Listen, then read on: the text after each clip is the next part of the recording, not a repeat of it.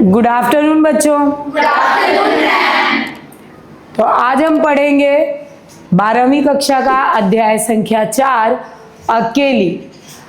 अकेली कहानी ये एक ऐसी महिला का है जो अपने जीवन में अकेले ही जीवन यापन कर रही हैं और उनके जीवन की क्या स्थिति है उसी का मार्मिक वर्णन मन्नू भंडारी जी ने यहाँ पे किया है। तो सबसे पहले हम आपके इस चैप्टर की लेखिका मन्नू भंडारी जी का जीवन परिचय देखेंगे। उसके बाद उस अकेली महिला का जीवन देखेंगे कि जब कोई महिला अकेले जीवन यापन करती है तो उसके जीवन में क्या मार्मिक भाव होते हैं, क्या अभाव होता है, उसके बावजूद भी वो किस तरह से प्रसन्नता अर्जित करके जीवन यापन करती है, जिससे आपको हमें एक सीख मिलेगी कि जीवन में कितनी भी कमियां हो, अभाव हो, लेकिन मनुष्य को हमेशा अपने जीवन को जीने के लिए प्रसन्नता स्वयं ढूंढ लेना चाहिए।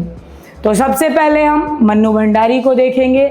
जन्म इनका 1931 ईस्वी में हुआ है और स्थान मध्य प्रदेश के भागपुर नामक ग्राम में इनका जन्म हुआ था। मन्नू भंडारी के व्यक्तित्व के विकास में उनके पिता का सबसे ज़्यादा हाथ रहा है। कहते हैं कि हर किसी के जीवन में उसके आगे बढ़ने के क्षेत्र में किसी ना किसी का सहयोग होता है।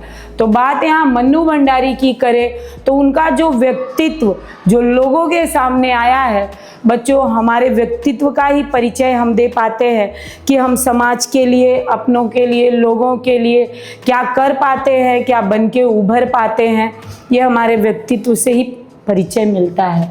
तो इनका व्यक्तित्व निखरने के पीछे या अच्छा बनने के पीछे अगर किसी का सहयोग है तो वो उनके पिताजी हैं। ये दिल्ली विश्वविद्यालय से सिरांडा हाउस में जो है प्राध्यापिका रही, प्रधानाचार्य रही हैं और आधुनिक कहानीकारों में मन्नू भंडारी का नाम आदर से लिया जाता है। आधुनिक कहानीकार, आज के समय में जो कहानियाँ लिखी जा रही हैं उस स्थान पे अगर इनका नाम लिया जाए तो काफ़ी आदरपूर्ण ढंग से लिया जाता है, क्योंकि इनकी कहानियों में वो तत्व है, वो भाव है, वो वजन है जहाँ इनको उतना महत्व मिलता है। मन्नू भंडारी ने कहानी लिखी है, उपन्यास एवं नाटक विद्या को अपनाया है। कई प्रकार की रचना इन्होंने की है, कहानियाँ लिखी हैं, नाटक लिखे हैं और जो है उपन्यास भी लिखा है। कुछ रचनाओं के नाम जो काफ़ी प्रसिद्ध हैं, मैं हार गई, 3 निगाहों की एक तस्वीर, यह सच है, एक प्लेट सैलाब, सैलाब जानते हैं, आंधी तूफान, तो कहते हैं कि एक प्लेट सैलाब, ये भी इनकी रचना है। त्रिशंकु, आंखों देखा झूठ आदि कहानी संग्रह है। ये सब क्या है? कहानियों के समूह है। इतनी सारी कहानियाँ प्रसिद्ध हैं, फेमस हैं, कहानियाँ और भी हैं, लेकिन प्रसिद्ध कहानियाँ ये जो हमने नाम देखे, आपका बंटी, स्वामी, महाभोज, कलावा, ये इनके उपन्यास हैं। उपन्यास क्षेत्र में ये इनकी रचना है। बिना दीवारों का घर इनका नाटक है। नाटक जानते हैं, जो एक ड्रामा की तरह रचना की जाती है। तो ये जो है बिना दीवारों का घर नाटक है। जो कहानी हमें मिली है पढ़ने के लिए वो गांव की एक महिला के व्यवहार एवं मानवता का चित्रण किया गया है। जो हम पढ़ने जा रहे हैं वो ना निबंध है ना नाटक है, बल्कि क्या है बच्चों, वो एक कहानी है और उस कहानी में एक ग्रामीण महिला और उसकी मानवता का चित्रण किया गया है। महिला सोमा बुआ है जिनके जवान बेटे की मृत्यु हो गई है। एक महिला है जिनका नाम सोमा बुआ है। बुआ बच्चों रिश्ते में आता है, पिता की बहन को बुआ कहते हैं और सोमा उनका नाम है, क्योंकि जब ज़्यादातर एक से अधिक पीढ़ियाँ उस रिश्ते को संबोधित करती हैं तो वो रिश्ता भी नाम की तरह प्रचलित हो जाता है। तो यहाँ सोमा बुआ का जो है नाम इसी तरह से प्रचलित हो गया है। उनके बेटे की मृत्यु हो गई है, जिसके कारण उसके पति पुत्र वियोग की पीड़ा में, उनके जो पति हैं पुत्र के वियोग की पीड़ा में, वियोग यानी बिछड़ जाना, उनका पुत्र इस दुनिया में नहीं है, उनसे अलग हो गया, तो वो जो दुख है उसे वो भुलाने के लिए अपना घर बार त्याग दिए हैं, छोड़ दिए हैं और तीर्थ स्थलों पर रहते हैं। तो अतः बुआ अकेली थी। अब बुआ के साथ रहने वाला कोई नहीं था, बेटा स्वर्गवासी और पति जो है तीर्थवासी। बुआ अकेली, गांव में किसी के यहाँ कोई भी प्रसंग हो, प्रसंग यानी प्रोग्राम, चाहे वो मृत्यु का हो, चाहे वो खुशी का हो, चाहे किसी के घर बच्चा हुआ हो, शादी विवाह हो, कोई भी प्रोग्राम होता है तो बुआ वहाँ बिना बुलाए पहुँच जाया करती थी और वहाँ जाके इस तरह से लोगों के साथ घुल मिल के रहती थी जैसे वो उन्हीं के घर की एक सदस्य है। हंसना खेलना, लोगों के गम में दुखी हो जाना, लोगों की खुशी में प्रसन्न हो जाना, गांव के लोगों को ही उन्होंने अपना परिवार मान लिया था। काम भी वो बेहिसाब करती थी, किसी का इंतजार नहीं करती थी और अकेले ही सारा काम बड़ी प्रसन्नता पूर्वक किया करती थी। शायद यही कारण था कि गांव के लोग भी उन्हें पसंद करते थे। संबंधियों के यहाँ जाने के लिए मृत पुत्र की एकमात्र निशानी अंगूठी बेच देती हैं, लेकिन न्योता नहीं मिलता। यह कहानी एक दुखी महिला के एकांकी जीवन की संवेदना व्यक्त करती है। एकांकी यानी अकेलापन, एक महिला जिसके जीवन में सिर्फ अकेलापन है, दुखी है, वो अपने बहुत प्रेम करने वाले बेटे की एकमात्र निशानी थी अंगूठी, जिसे वो बेच करके अपने रिश्तेदार में शादी में जाने की तैयारी करती हैं, लेकिन होता ये है कि उन्हें बुलाया ही नहीं जाता है। बच्चों, आज का समाज जो है ना, एक संदेश देता है कि बुलाते भी उन्हीं को हैं या अपने से संबंध भी उन्हीं के साथ रखते हैं जिनको किसी योग्य या लायक मानते हैं। यहाँ शायद बुआ को उस लायक या योग्य न माना गया होगा, वो महत्व नहीं मिला जो शायद मिलना चाहिए था, या शायद आज के समाज में यही प्रचलित है कि जो हमारे ज़रूरत पे काम आए या जो हमारे बराबरी का हो उसके साथ रिश्ते नाते रखना चाहिए, भूल जाने का एकमात्र कारण। और ऐसी महिला जिनके जीवन में दुख है, अकेलापन है, उनकी जो संवेदना है, सम अर्थात समान समझने वाला और वेदना अर्थात के पीड़ा यहाँ पे व्यक्त हुआ है। लेसन में चरित्र के नाम सोमा बुआ, एक बूढ़ी महिला, बुजुर्ग। सोमा बुआ परित्यक्ता है, परित्यक्ता अर्थात त्यागी हुई। बच्चों, ये सब शब्द आते हैं अक्सर पर्यायवाची में, तो ध्यान में रखने का। परित्यक्ता अर्थात त्यागी हुई, त्यागी हुई महिला। कौन? सोमा बुआ। अकेली रहती हैं, हमने ऊपर देख लिया। सोमा बुआ का एक जवान बेटा है जो जाता रहा और वो अपनी जवानी में ही मृत्यु को प्राप्त हो गया था। पति को पुत्र का ऐसा वियोग लगा कि उनको घर बार अच्छा नहीं लग रहा था और वो घर को त्याग करके चले गए थे।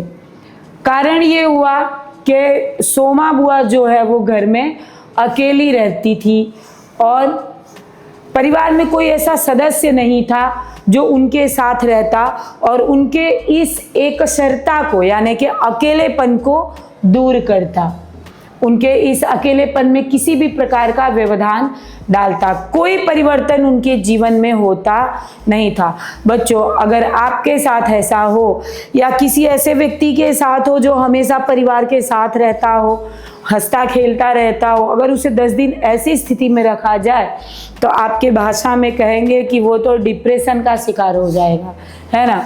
तो हंसते खेलते रहना जीवन के लिए, या वो चचहाट होना, लोगों के साथ समूह में रहना बहुत ज़्यादा अनिवार्य होता है, लेकिन सोमा बुआ के जीवन में ऐसा कुछ नहीं था।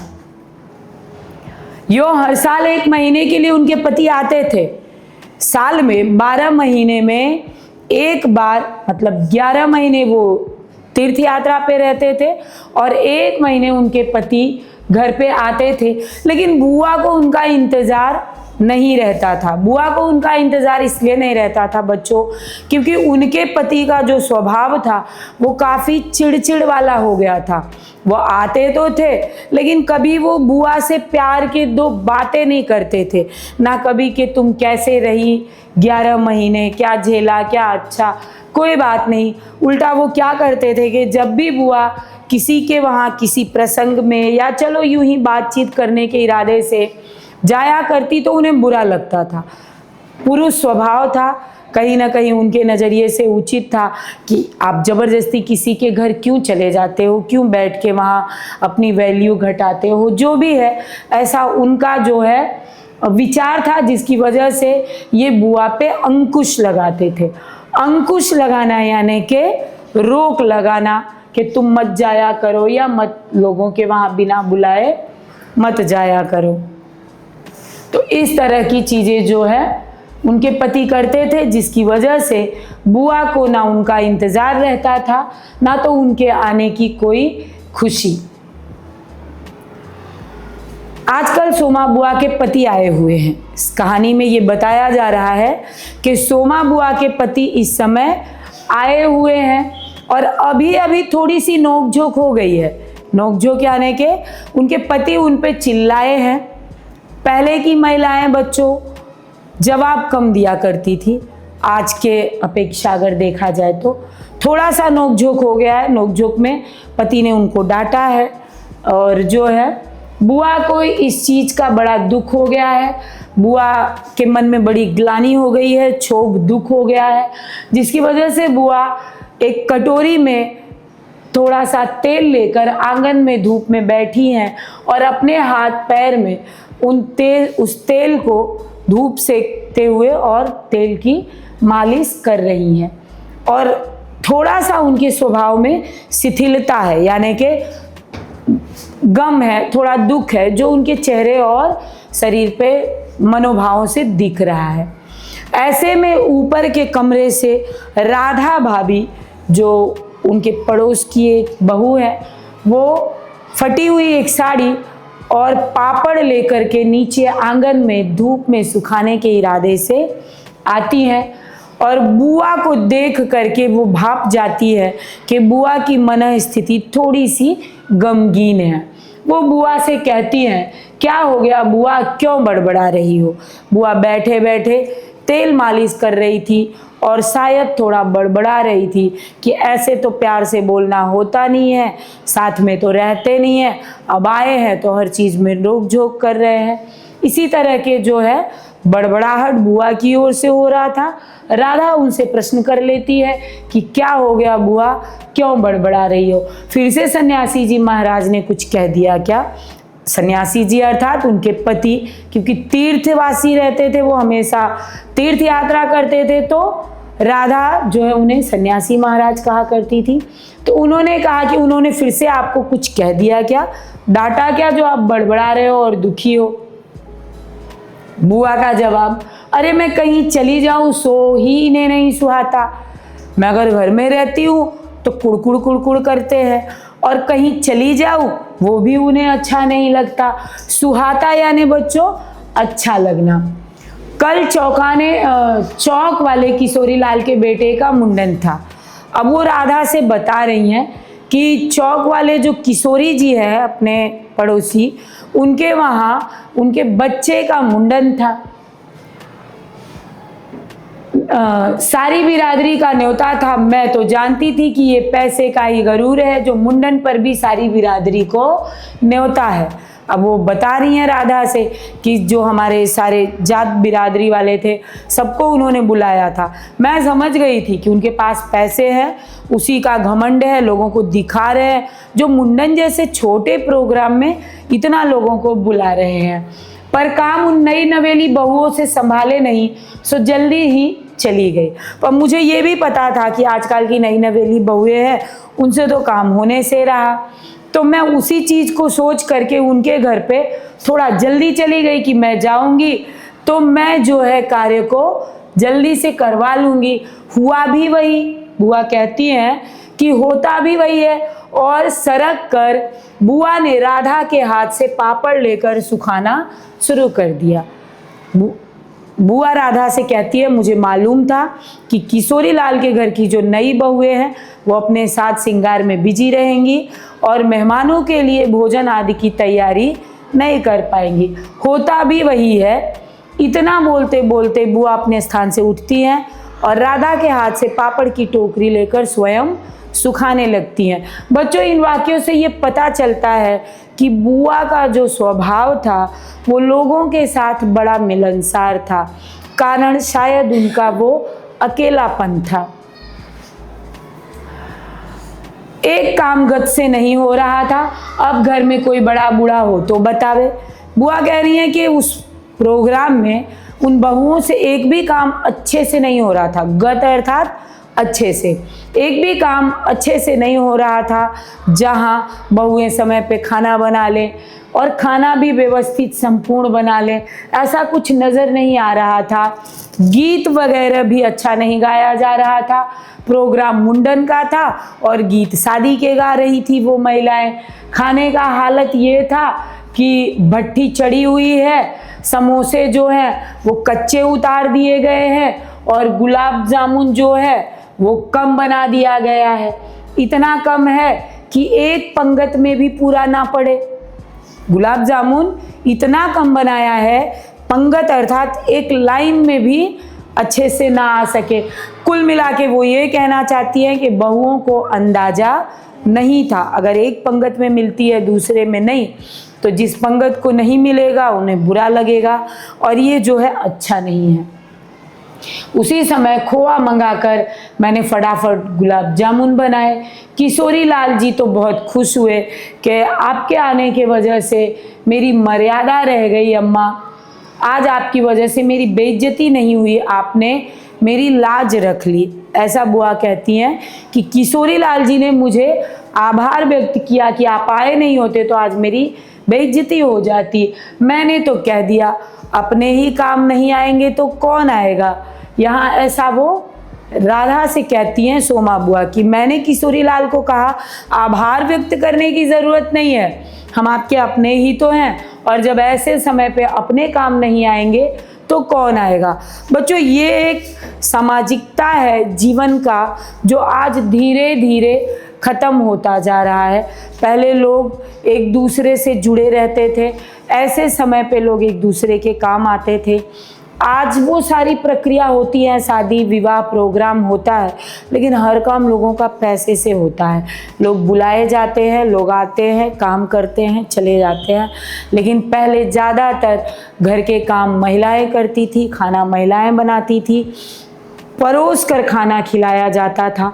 वो एक अलग भाव था, शायद उसमें मिठास भी था। आज हम स्वयं लेके खाते हैं, लेकिन ये उसी समय का वर्णन है। तो कहते हैं कि किशोरी लाल ने इन्हें बहुत धन्यवाद दिया। इन्होंने भी उनसे कहा कि आभार व्यक्त करने की ज़रूरत नहीं है क्योंकि हम आपके अपने हैं और अपने ही ऐसे समय पे काम आते हैं। आजकल इनका रोटी पानी का काम रहता है, नहीं तो मैं तो और सवेरे चली आती। इन्होंने किशोरी लाल से ये कह दिया सोमा बुआ ने कि मैं तो और भी जल्दी आ जाती, लेकिन होता क्या है कि सन्यासी महाराज आ गए हैं तो मैं उसकी वजह से, उनके खाने पीने की तैयारी की वजह से नहीं आ पाई। तो सन्यासी महाराज क्यों बिगड़ पड़े। फिर राधा प्रश्न करती है कि आप गई वहाँ सब अच्छा किया, तो सन्यासी महाराज आपके ऊपर क्रोधित क्यों हो गए। उन्हें तुम्हारा आना जाना अच्छा नहीं लगता बुआ। यों तो मैं कहीं आऊँ जाऊँ सो ही इन्हें नहीं सुहाता। राधा कहती है कि उनको तुम्हारा कहीं आना जाना अच्छा नहीं लगता तो तुम प्रयास क्या करो कि नहीं जाओ। तो बुआ कहती है कि उनको तो ऐसे भी मेरा कहीं आना जाना अच्छा नहीं लगता। और फिर कल किशोरी के यहाँ से बुलावा नहीं आया, किशोरी लाल जी ने इन्हें बुलाया ही नहीं था। ये और बात है कि ये स्वयं जाती हैं, वहाँ काम करती हैं, लेकिन बुलाया नहीं गया था, जिसकी वजह से उनके पति सन्यासी महाराज को ये चीज़ बुरी लगती है और वो क्या करते हैं, सोमा बुआ को यहाँ डांटते फटकारते हैं। जाहिर सी बात है किसी को भी अच्छा नहीं लगेगा।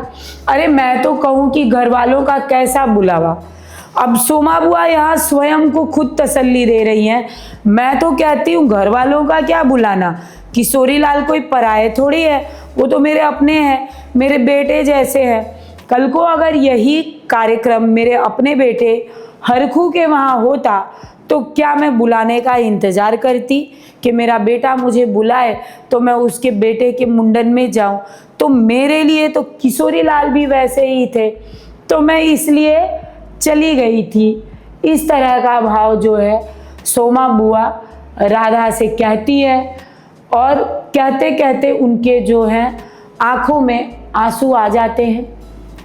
राधा उनको समझाती है, अरे रोती क्या हो बुआ, कहना सुनना तो चलता रहता है। राधा उनको हिम्मत देती है कि सन्यासी महाराज तो ऐम ही कहते रहते हैं, ये तो जीवन में चलता रहता है। सन्यासी महाराज एक महीने को तो आकर रहते हैं, सुन लिया करो और क्या। राधा कहती है जो वो कहते हैं सुन लिया करो, 1 महीने के बाद तो चले ही जाने हैं, सुनने को तो सुनती ही हूँ। सोमा बुआ राधा से कहती है कि जो वो सुनाते मैं तो सुनती ही हूँ, कहाँ बोलती हूँ, पर मन तो दुखता ही है कि 1 महीने को आते हैं तो भी कभी मीठे बोल नहीं बोलते हैं। सुनने को तो मैं सुन लेती हूँ, पर दुख इस बात का है कि 1 ही महीने के लिए आते हैं और कभी कोई खुशी की बात करते नहीं है। मेरा अपना जाना इन्हें सुहाता नहीं। सो तू बता राधा, साल में 11 महीने हरिद्वार ये रहते हैं, इन्हें तो नाते रिश्ते से कुछ लेना देना नहीं, पर मुझे तो सबसे निभाना पड़ता है। ये तो छोड़ के चले गए हैं, मंदिर में रहते हैं, पर रिश्तेदारी भी तो निभानी पड़ती है, तो इनके हिस्से का काम तो मैं कर रही हूँ। सबसे तोड़ ताड़ कर बैठ जाऊँ तो कैसे चलेगा? अगर रिश्ते ख़त्म कर दूँ तो समाज में रहने का मतलब क्या है? आगे ये गाड़ी चलेगी कैसे? मैं तो इनसे कहती हूँ कि जब पल्ला पकड़ा है तो अंत समय में भी साथ ही रखो। ये कहती है कि मैं अपने पति से अक्सर कहती हूँ कि अब जब पल्ला पकड़ा है, पूरी तरह से तो त्यागा नहीं है, तो थोड़ा साथ दे दो, जो शायद बुआ की तरफ से सही भी है। इनसे होता नहीं। पति के लिए कहती हैं कि इनसे ये भी नहीं होता, मुझे साथ भी नहीं रखते, मेरा साथ भी नहीं देते, तो इनसे ये भी नहीं होता। सारा धर्म कर्म का जो पुण्य है अकेले ही लूटेंगे, इसलिए 11 महीने पूरा धर्मात्मा बने रहते हैं। सारा जस यही बटोरेंगे, अकेली पड़ी पड़ी यहाँ इनके नाम का मैं रोना रोती रहूं, मैं यहाँ अकेले इनके नाम का रोना रोऊं, रिश्तेदारी निभाऊं, और ये सारे धर्म के काम करके पुण्य बटोर रहे हैं। ऐसा बुआ कहती है, और बुआ फूट फूट कर रो पड़ी। राधा ने इन्हें आश्वासन दिया कि बुआ रो नहीं, नाराज हुए कि बिना बुलाए तुम चली गई। सन्यासी महाराज को एक ही बात का बुरा लगा है कि उन्होंने बुलाया नहीं था किशोरी लाल और आप चले गए। बेचारे इतने हंगामे में बुलाना भूल गए। बुआ कहती है कि इतना शोर शराबा था, इस तरह का कार्यक्रम उनके वहाँ था, कोई भी भीड़ भाड़ में भूल जाता है, तो वो बेचारे भी भूल गए। और घर वालों का कैसा बुलावा, सारी वही बातें वापस कि मैं उन्हें अपना मानती हूँ, तो मुझे नहीं लगता कि उन्हें मुझे बुलाना चाहिए। पापड़ों को फैलाकर स्वर को भरसक कोमल बनाकर राधा ने कहा। राधा पापड़ फैला चुकी है और अपनी भाषा को संभालते हुए कहती है कि तुम भी बुआ बात को कहाँ कहाँ से ले गई, अब चुप भी हो। बुआ को चुप कराती है कि बुआ रोना बंद कर दो, तुम कहाँ की बात कहाँ लेके चली गई। राधा बुआ को प्रसन्न करने के लिए कहती है कि मैं एक पापड़ भून कर लाती हूँ, आप खा के बताओ कि इसका स्वाद कैसा है। कोई 1 हफ्ता बीत चुका है बच्चों, और बुआ बड़े प्रसन्न मन से आई और सन्यासी जी से बोली, सुनते हो देवर जी के ससुराल वालों की किसी लड़की के संबंध का भागीरथ जी के यहाँ हुआ है, रिश्ता हुआ है, वे सब लोग यहीं आकर ब्याह कर रहे हैं।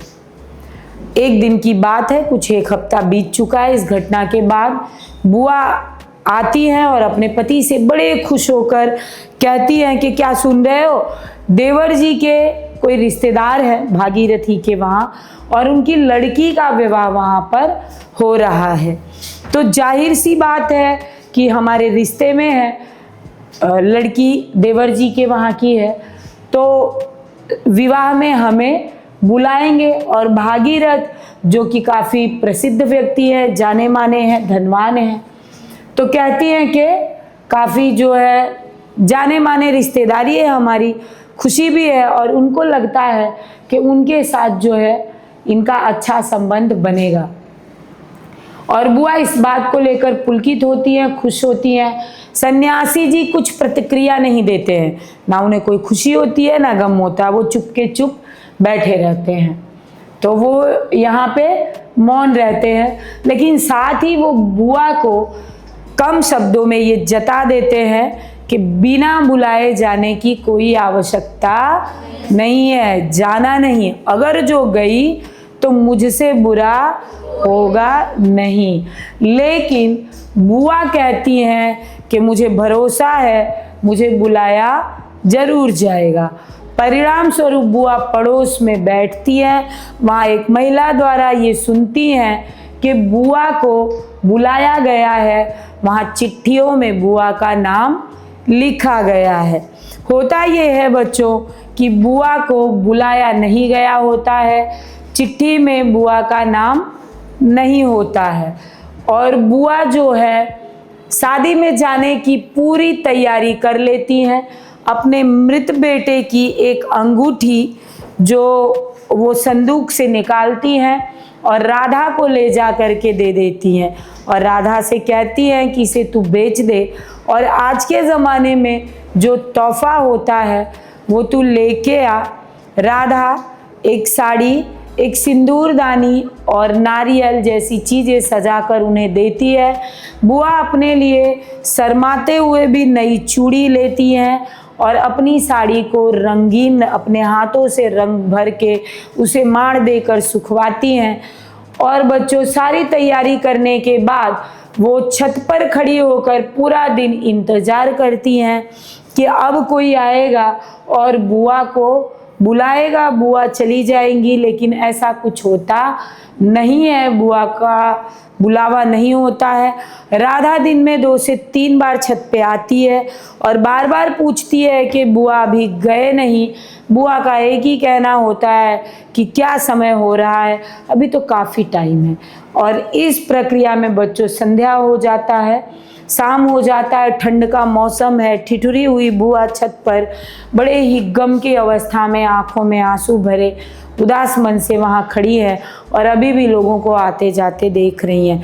राधा छत पर आती है, बुआ से कहती है कि बुआ क्या खाना नहीं बनाना है जो अभी तक यहीं हो। बुआ बड़े गम भाव से कहती है कि कितने लोगों का खाना है राधा, क्या बनाना और क्या खाना। इतना कहकर बुआ नीचे जाती हैं, साड़ी छोड़ देती हैं, अपनी जो सामान उन्होंने लिया था वो संदूक में रख देती हैं और जो है बच्चों चूल्हा जलाने बैठ जाती हैं बड़े दुखी और गमगीन भाव से। तो हमारा चैप्टर यहाँ पे समाप्त होता है। ये एक अकेली महिला के जीवन का मार्मिक भाव है जो हमने इस चैप्टर में मन्नू भंडारी के द्वारा समझा है। धन्यवाद।